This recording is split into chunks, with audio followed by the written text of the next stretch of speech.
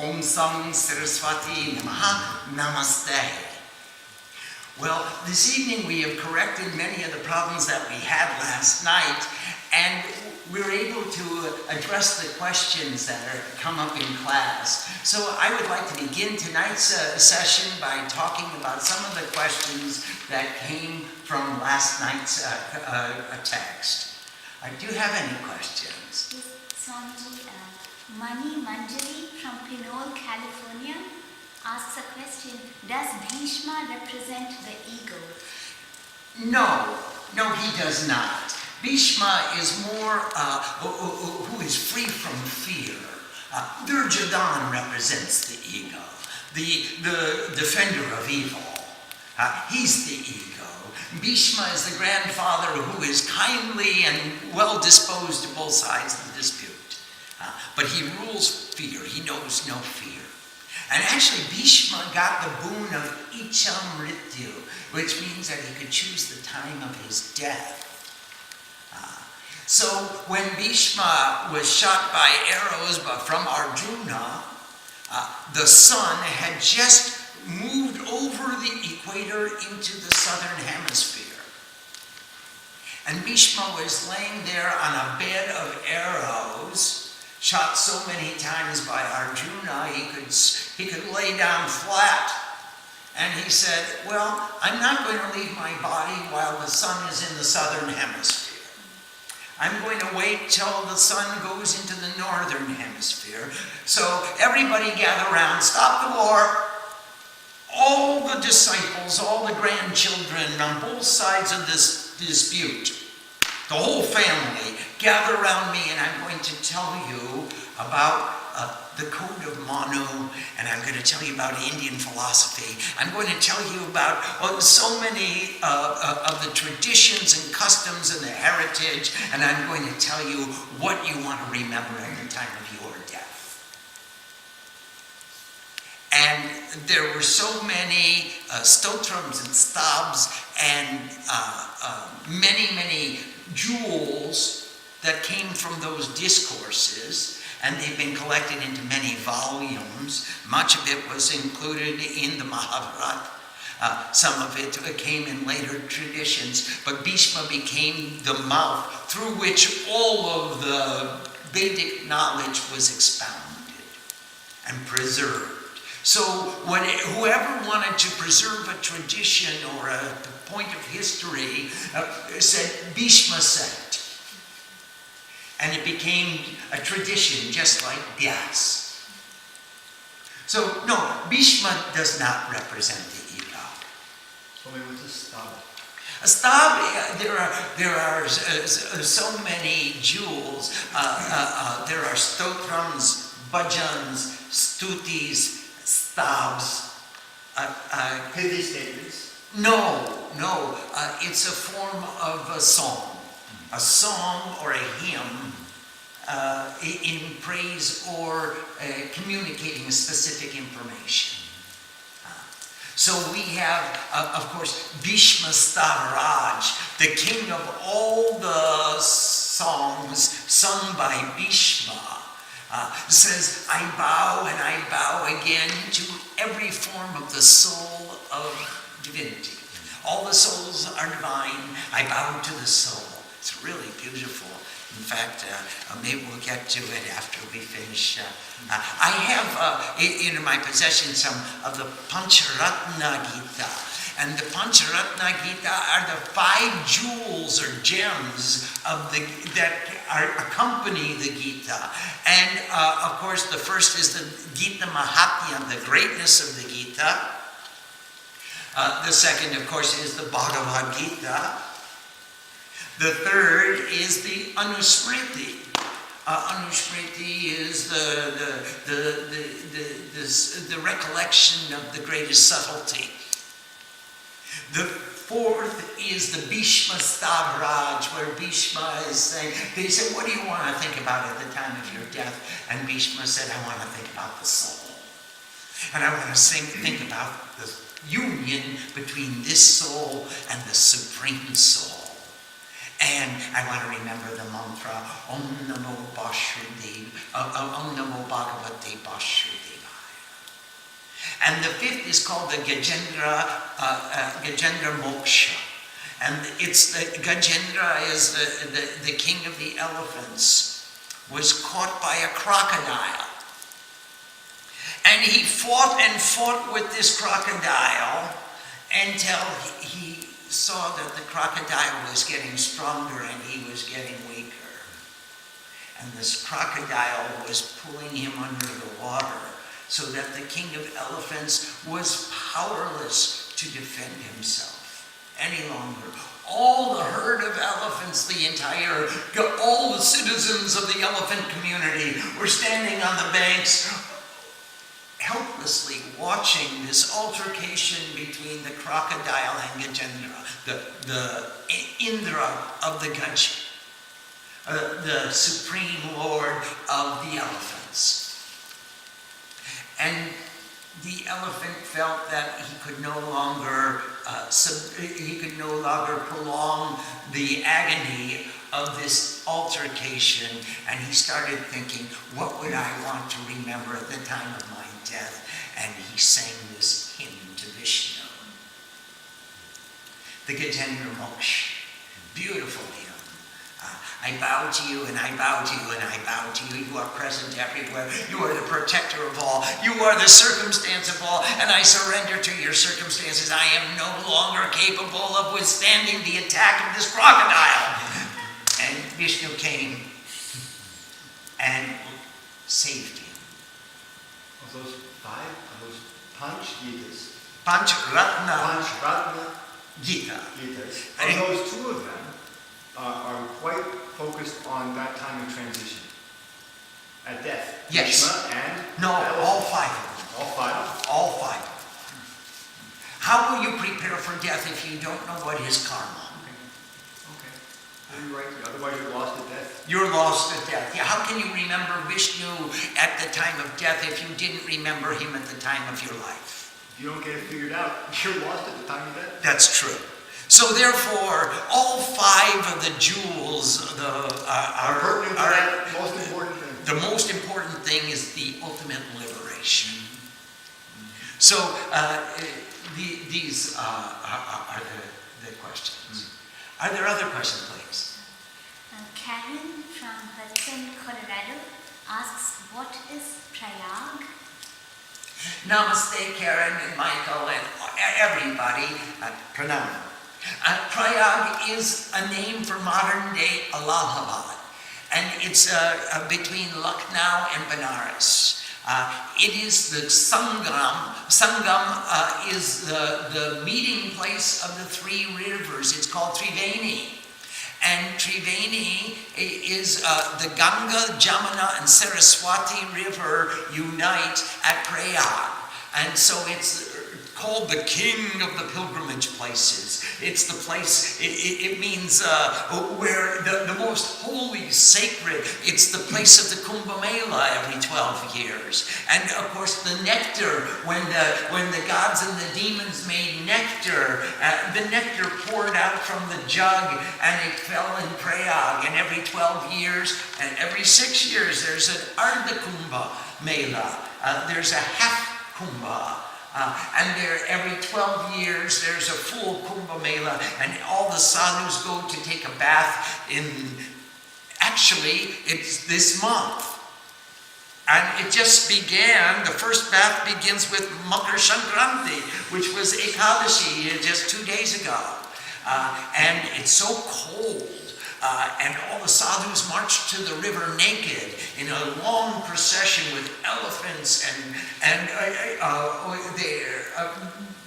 it's a great procession and a lot of festivities, and then there are traditionally great debates. There was philosophical convocations, and how can we edify the Dharma, and what is Dharma, and discussions, and it's a wonderful festival. So Prayag is called the king of the places of pilgrimage. And so when they say bathing in the Ganges of the Bhagavad Gita is equivalent to taking a bath at Prayag. Because everyone wants to make pilgrimage to Prayag. It's like the greatest honor, the greatest pilgrimage that you could do is go to the Gita. It's even better than prayer. Swamiji, Yeah. Usha heard your answer about Bhishma. Yes. And she said, if Bhishma represents fearlessness, can Swamiji please explain what Bhima represents? Bhim instills fear in his enemies. So Bhishma is beyond fear, and Bhim actually instills fear in his enemies. Now, of course, the Panch Pandavas, the five brothers, Yudhishthir, Bhim, Arjun, Nakul, and Sahadev, they represent all the fives. So now we can go through all of our 36 tattvas and say that these warriors are protecting all the fives. But Bhim actually instills fear in wrongdoers.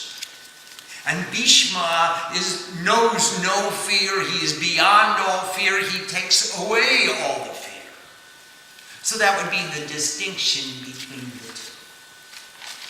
Karen has Sure. some more questions.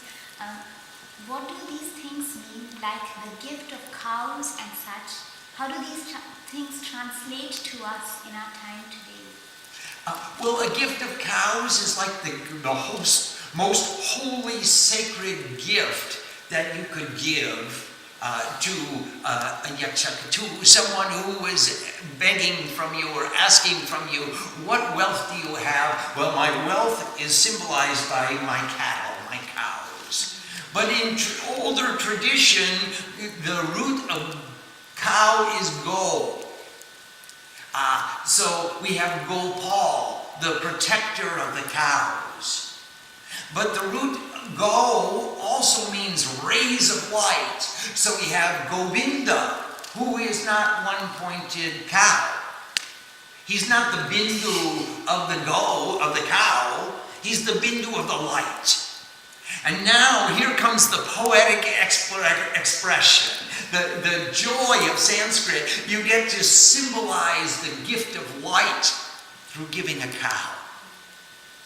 And the gift of light symbolizes the gift of wisdom and the gift of love and the gift of devotion.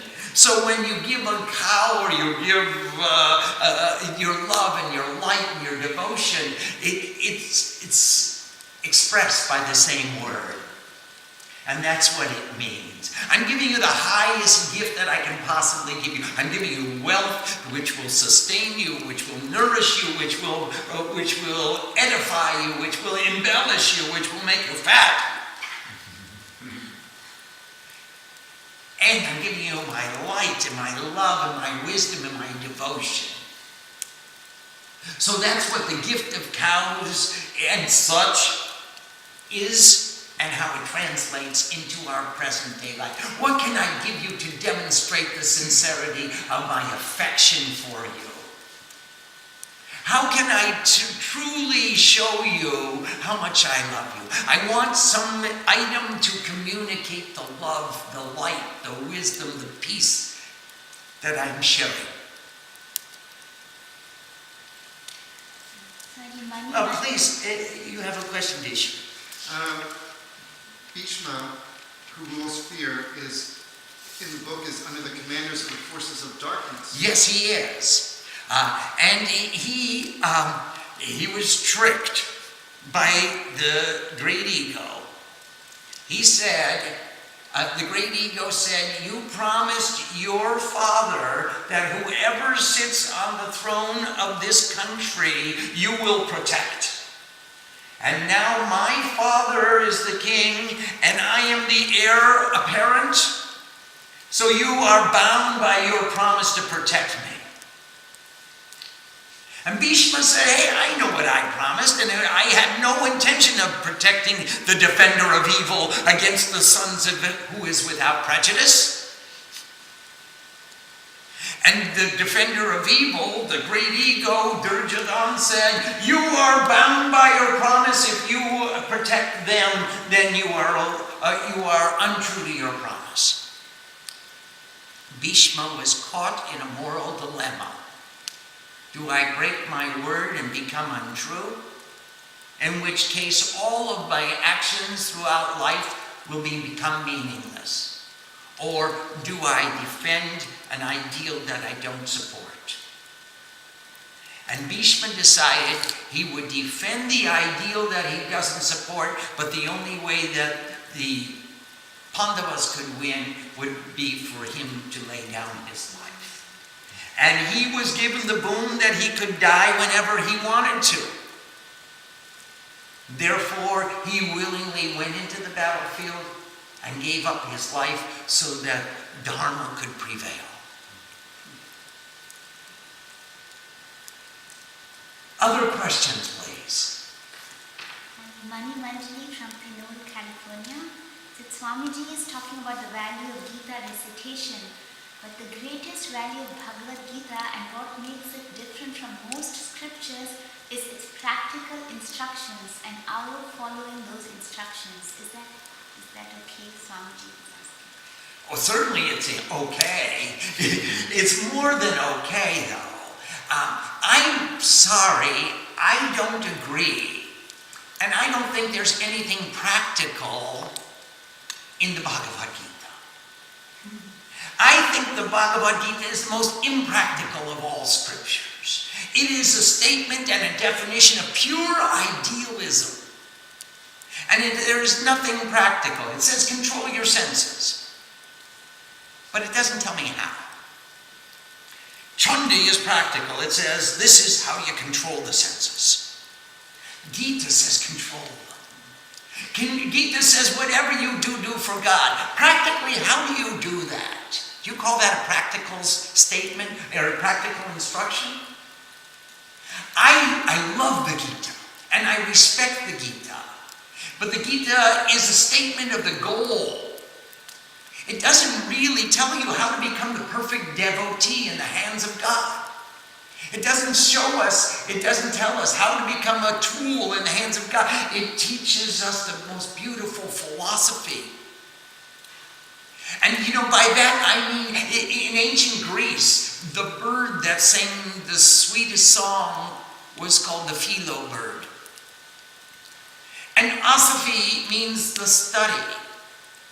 And philosophy means the study of the sweetest song. And the song that is sweetest is the song that's always in harmony. So philosophy, as expressed in the Gita, is the study of the sweetest song of harmony, where we're totally in balance, in equilibrium, in every activity that we perform. I don't think that's very practical. I think it's extremely ideal. And I'm shooting towards that ideal. But I love the Gita and I respect very highly the knowledge that it conveys. Swamiji, another, in practical terms. Yes. Michael from Hudson, Colorado is asking, what do the verses 11 to 16 mean in the Gita Mahatmya? What do they mean? Well, it means that practically, if you cannot complete the full recitation, then just make a half recitation, practically. And if you can't do a half, or do a third, and if you can't do the third, do the sixth, and if you can't do the sixth, then do one chapter, or one word, or one verse, or one chapter, and whatever you do will be accepted by God and will be appreciated. And if you take one step towards God, He will take 10 steps towards you. And He's giving you gifts, and He's giving you blessings, and He's giving you all these wonderful fruits of reciting the Gita, of studying one word, of one letter. You get so many beautiful fruits, practically. And it's true. As soon as you just pick up the book, you got a blessing. As soon as you walk in the door of the Devi Mandir, as soon as you turn on your computer with the intention of going to the satsang, you got a blessing. That is the blessing. So practically, it's a blessing to be in the presence of God. It's a blessing to be in the presence of God's devotees. It's a blessing to be in the presence of the words of God, of the wisdom of God, which has been communicated from guru to disciple through generation after generation. These are all blessings. Practically speaking, every time you enter the sanctuary of the Gita, you get a blessing. Swamiji, Karen has a question from Please. Hudson, Colorado. Yes. She says, there is a benefit from the English reading, right? Absolutely. There is a benefit from the English reading. It says, who studies the Gita, who reads the Gita and studies the Gita and contemplates the Gita and meditates on the Gita gets the benefit of the Gita. Absolutely. What we're doing right now is part of our Siddhantachara. This is karma yoga. This is the yoga of pravachan, which means explaining the meanings of and the methods of our spiritual discipline, of our spiritual pursuit. Defining our goal. This is a benefit, without doubt. Swamiji, Nirmalananda from North Carolina is asking, Namaste, Nirmalananda. is it really true, the reading of the Gita without reciting the glory of the Gita, that there will be an obstruction and it will be a labor in vain? Can you comment on this, please? Yes, the more you do, the more you get. So the first thing you want to do is as much as you possibly can. If you study this Gita, you study the reason for the Gita, you study the method of the Gita, you study the bhava of the Gita, you will get the Gita. And if you read a portion of the Gita just to study, or just even reading one sentence or one verse or one word, you get a lot of fruits, but you don't get the same type of value as you do when you do the sadhana of the Gita. Which means reading the whole book as we would the Chandipat. When we become sadhus of the Gita, this becomes patparayan. It becomes a pot, a Gita pot, when we pick up the book and sit down with the sankalpa and say, I'm not moving until I complete the entire recitation. This is even a greater fruit. What is parayan? Parayan means continuous. Patparayan means a continuous recitation. So yes, that is, it's not an obstruction in the sense that there's a roadblock. It means there's an obstacle in the sense that you're not getting the fullest benefit of the Gita as you would if you were living the Gita, if you were breathing the Gita, if you were reciting the Gita from cover to cover. But you will get fruit, without a doubt. Are there any other questions? Swamiji. Surely. Mahesh Badmi from Foster City, California. Namaste, Mahesh. He's asking this question about God. Why God created this world? What does he achieve by creating this world? Some say it is divine play, but how can anybody get entertained by making millions suffer? If God is compassionate, why doesn't he get moved by the misery of this world and burn everybody's sins and grant moksha to everybody? Oh, that's the subject of a book rather than just a paragraph. I'm sorry, Mahesh. It's a very, very deep question and a little bit off topic for us. I think it's a little too deep for us to answer. But just very simply, I would venture the answer that Prakriti, nature, evolves according to her nature because that's her nature. And no one can request nature to behave other than according to her nature.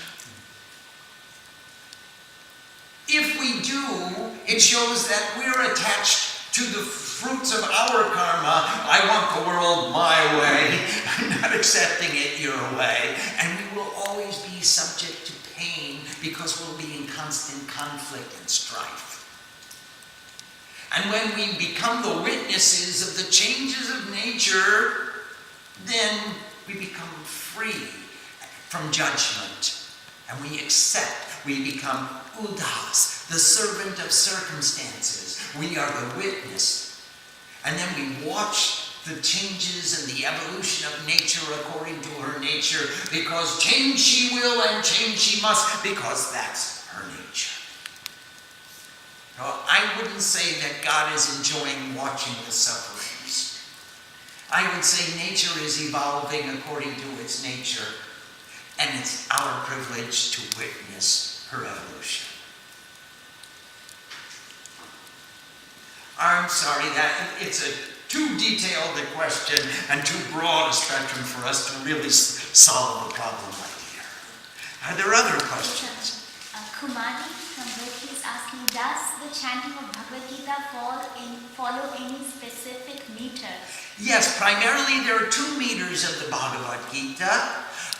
The first meter is Anushtup Chanda. There's 32 syllables to the verse, and you can see that very clearly in the Gita Mahatmya in chapter 1, Dharma Kshetra Kurukshetra.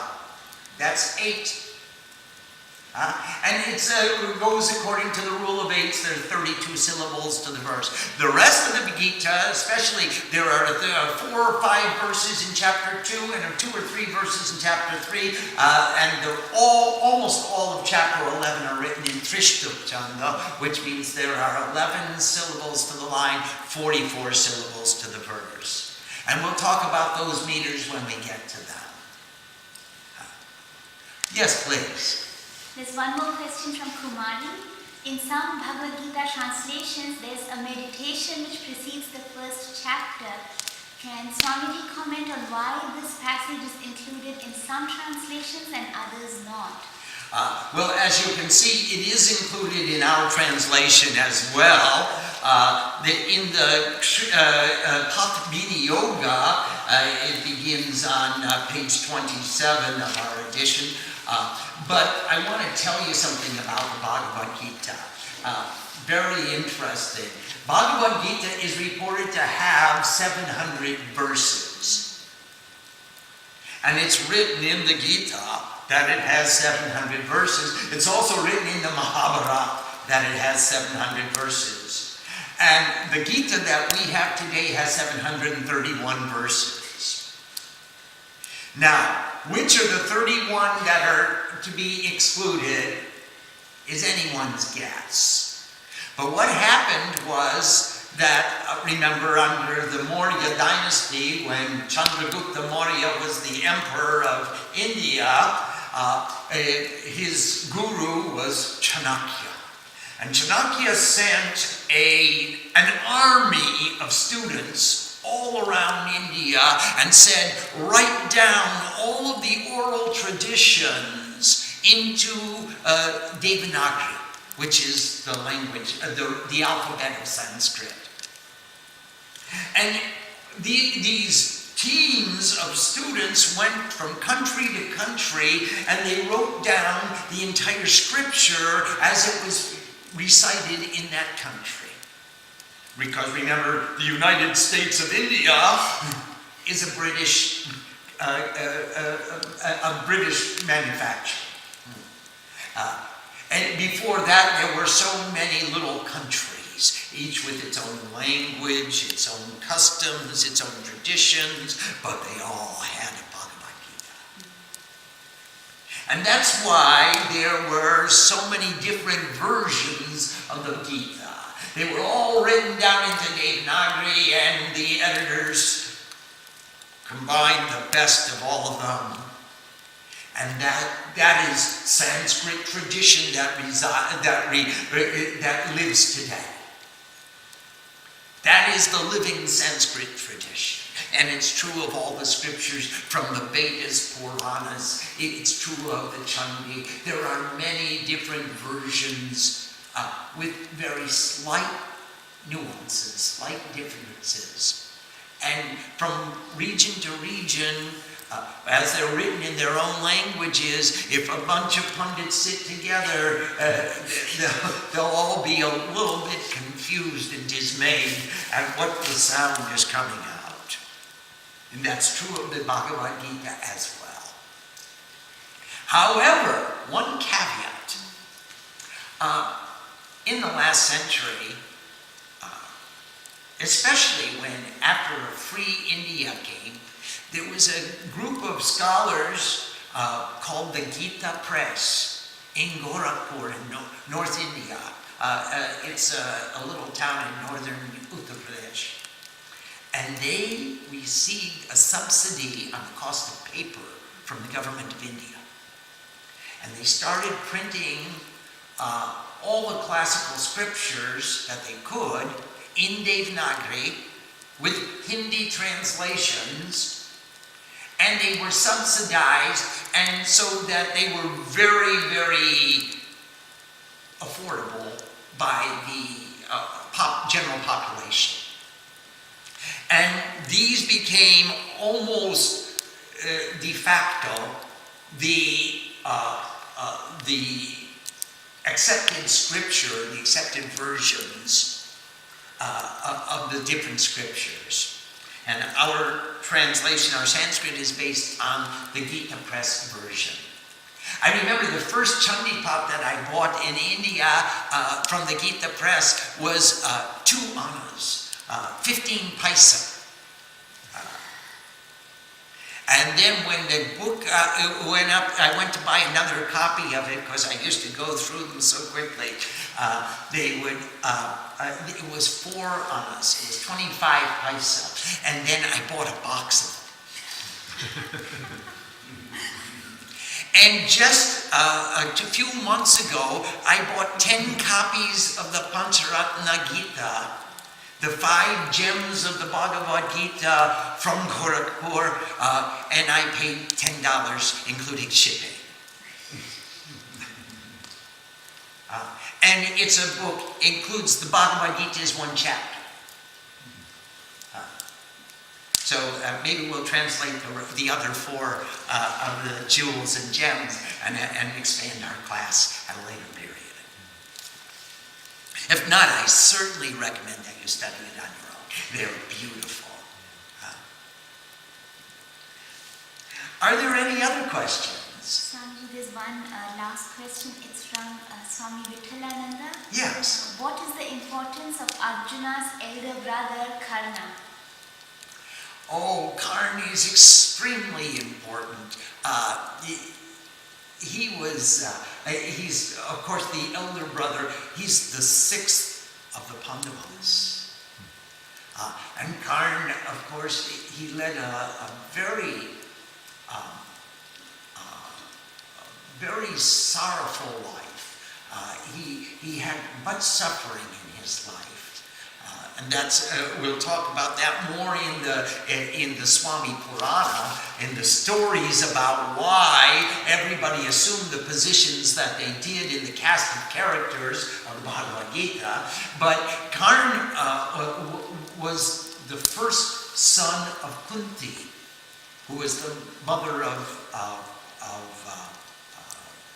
the first 3, Yudhishthir, Bhim, and Arjun. Of course, Madri was the 2nd wife, and she was the mother of Nakul and Sahadev. But when Kunti was a young girl, she did seva for the Rishi Durvasha. And Durvasha came to stay in the palace, and Kunti said, I'm going to serve him. And she cooked all his meals, and she served him the food, and she said, please tell me what is Dharma. And she listened to his discourses, and in this way he was very pleased with her seva, and he was very pleased with her demeanor, and her behavior, and her thirst for knowledge. And he said, I'm giving you a boon. Choose from me a boon. And Kunti said, you know what, Rishi, you are a seer of past, present, and future. and I am an ignorant little girl. And I have never been outside the palace. You know, how do I know what boon will be beneficial to me? You give me the boon that you think is the most appropriate for me. And Durvasha went into meditation and he came out and he said, I give you the boon that you call on any god and you will become pregnant immediately. And Kunti said, what? What kind of a boon is that to give to a little girl who's unmarried, never been outside the palace? Wait! Durvasha got up and he left. Kunti said, wait a minute, how could that possibly be the boon that the Rishi gave to me? I mean, I did so much seva and I respected him so highly. How could that? Is it true? If I use this mantra, any deva will come and give me a baby? And she looked at the sun. And she didn't even think. She just looked at the sun and she said the mantra. And immediately she became in a motherly way. And she said, oh my God, what am I going to do? I don't have a husband. I'm a princess. My father finds out I'm really up the creek without a paddle. I'm in deep doo-doo. So she said, okay, she hid herself for a while, and finally she gave birth to the baby, and she said, oh baby, you please excuse me, but there's no way you can be brought up in my house. And she put the baby in a basket just like Moses. And she put the basket in the river and gave it a push.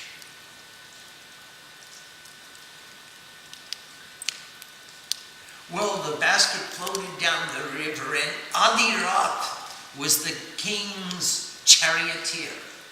He used to drive the chariot for Dhritarashtra, the king of the country of Hastinapur. And Adirat didn't have a child. And one day his wife went down to the river to bathe, and she was bathing and taking a bath, and up comes floating this basket. And from inside the basket came the crying sounds of a child.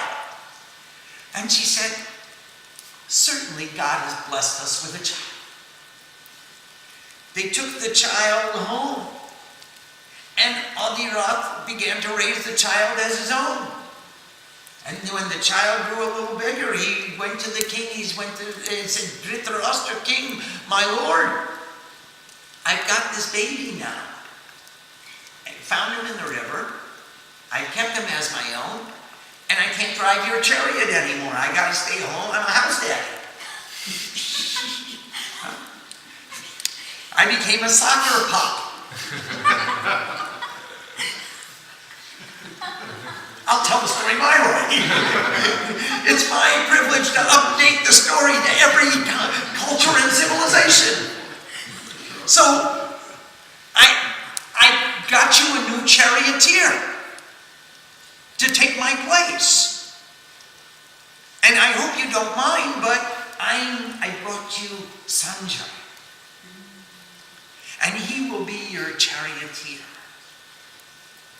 Of course, later we're going to find out that Sanjay became endowed with divine vision, and he narrated the entire story and the entire Bhagavad Gita to Dhritarashtra.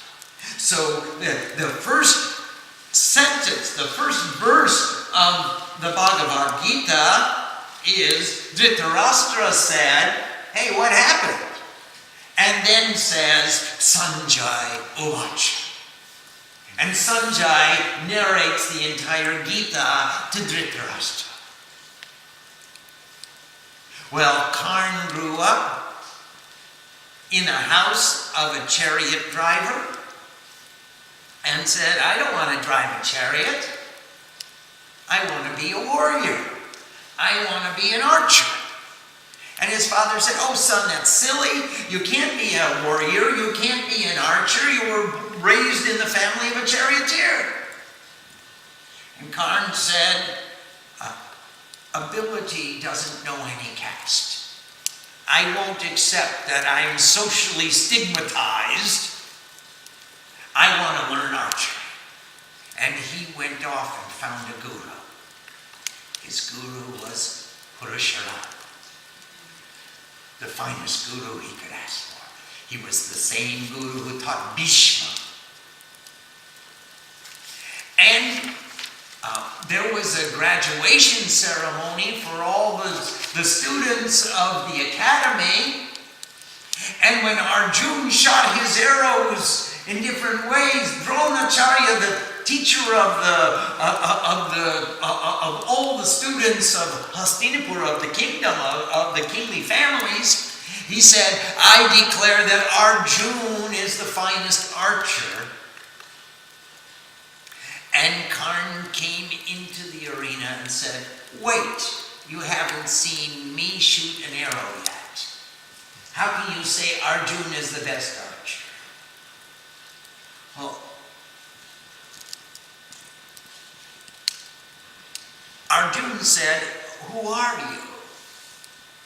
And Karn said, just see my arrows, and you'll know me. My arrows are my introduction. And Arjuna said, well, what is your parentage? What is your lineage? By what authority are you a member of this royal assembly? And Karn said, I am the son of a charioteer. And nobody but Kunti recognized him. And Kunti was ashamed to say that that's my son. The oldest son of Kunti. How could she say I was unmarried and I had this baby and then he grew up? So Duryodhana said, well, if he's an enemy of the Pandava brothers, he's a friend of mine. And Duryodhana said, I'm making you a member of the royalty, and I'm giving you a kingdom of your own. And so, without his knowing that he was fighting against his own family members, Karn joined the supporters of Duryodhana and became a defender for the defender of evil. Great story. And every one of the characters in the Mahabharata, in the Great War for light, Mahabharata, in the Great War for the light, every one of the characters had their own restrictions and their own compulsions, which required them to join one side or the other. And in this way, the armies lined up to do battle. And in the midst of the battlefield, when everyone was ready to blow the conch shells and pronounce the declaration of war, Arjuna said, one moment, Krishna, drive my chariot into the middle of the battlefield. I want to see the faces up close of who will be fighting with whom. Krishna drove into the middle of the battlefield and Arjuna opened his eyes and saw his grandfather and his uncles and his cousins and his cousins' brothers. And then he turned around and he saw his brothers and his uncles and he said, this is the destruction of our family. This is our family that's fighting each other.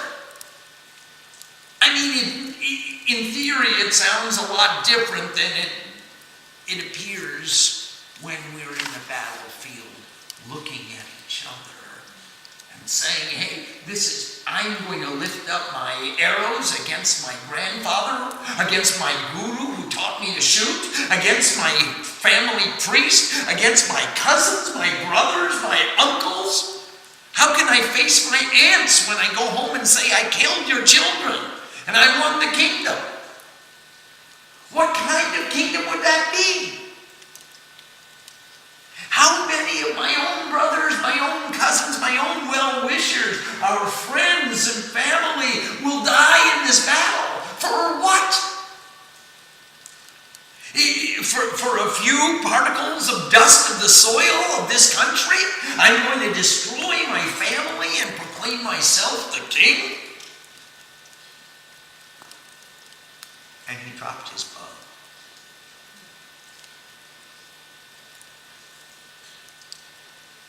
And he said, Krishna, you are the charioteer. You drive my vehicle and maneuver it in the war. Tell me, how do I maneuver my vehicle in this inner battle? What is dharma and what is right? What should I do in these circumstances? Can you tell me what is action and what is appropriate action, and how did we come to this situation, and what is the way out? That's the dilemma of the Gita. And that's the role that karma plays.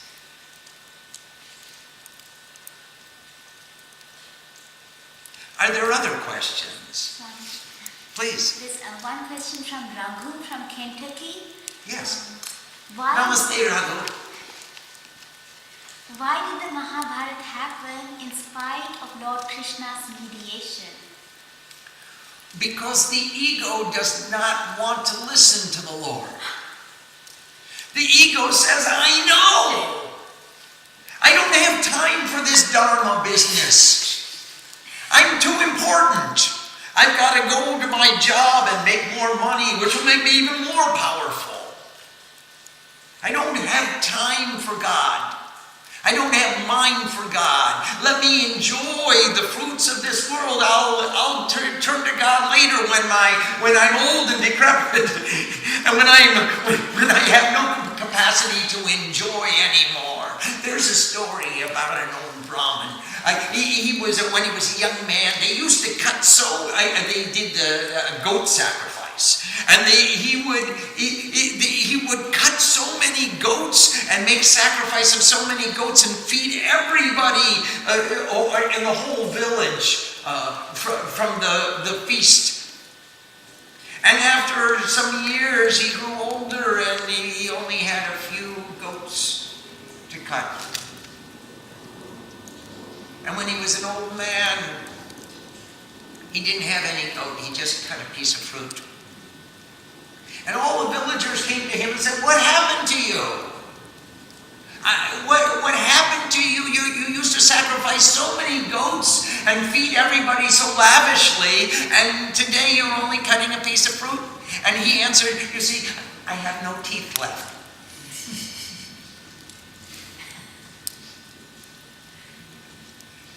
Many of us are waiting for the teeth to fall out before we do dharma. Before we turn to our dharma, we wait for our teeth to fall out. And so that's why even in spite of Krishna being there to mediate, so many people are saying, hey, I can't listen to God. I can't listen to Guru. Even though my Guru is saying, stay and do dharma, I'm cold to the world. Almost like a magnet is pulling me. And I'm powerless to resist. Because it takes a strong will to resist that pull to the world. So that's what's happening in our Mahabharata. Even though we know that we should stay on target, and stay focused, and stay true to our values, we're still called into worldliness and attachment, and we're still prone to make the wrong decisions. Would that Krishna were driving my chariot all the time. And that's why I want to study this book. so that he does drive my chariot all the time, and I can listen to him when he says, "Hey, Swami, don't do that. Don't go that way. Don't say that. Please, Krishna, please, we're praying to you. Please speak to us. Drive our chariots. Let us study your chariot, your words, and let you become the charioteer, and let us become the clarity of pure devotion who listens to his guru all the time." That's our prayer to you, Krishna. And you who come from the house of Raghu, you should understand. Jai Ramji. Namaste. Are there other questions? No? Well, I'm so glad we got to address all the issues that are outstanding. We only have a few minutes left, so I think perhaps we will do better to start the dhyanam and the nyasas in our next session. Om Sam Saraswati Namaha. Namaste.